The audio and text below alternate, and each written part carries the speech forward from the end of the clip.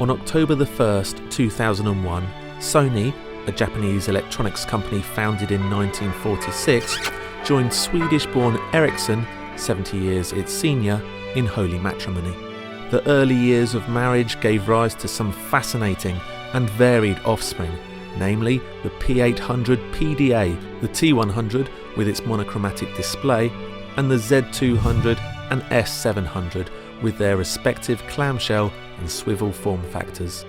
In 2002, a fall in market share caused speculation of an ugly separation, but after kissing and making up, both husband and wife reinvested money into the venture, thus underlining their commitment to each other and their union.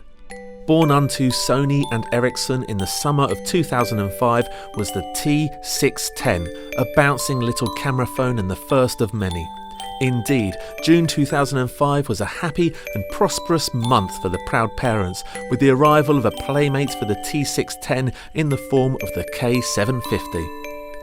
Sony and Ericsson couldn't have been more proud of their little K750, who grew up to be the best-selling Sony Ericsson phone of all time.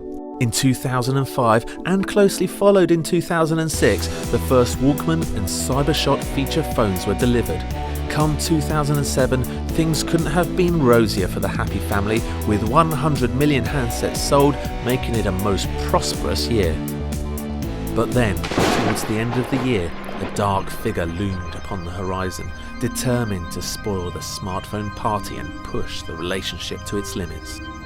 In response to the iPhone came the Xperia X1 running Windows Mobile, and then the beginning of an extramarital affair with Android, marked with the birth of the X10.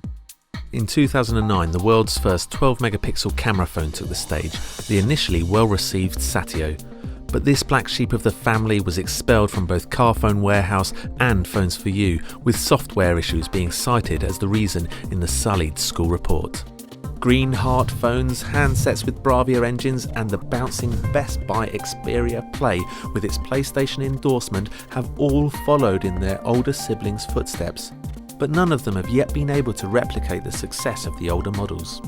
Recent data shows Sony Ericsson handsets slipping down the ladder to become the 10th most sold phone manufacturer in the world, suggesting the marriage is going through a particularly rocky period.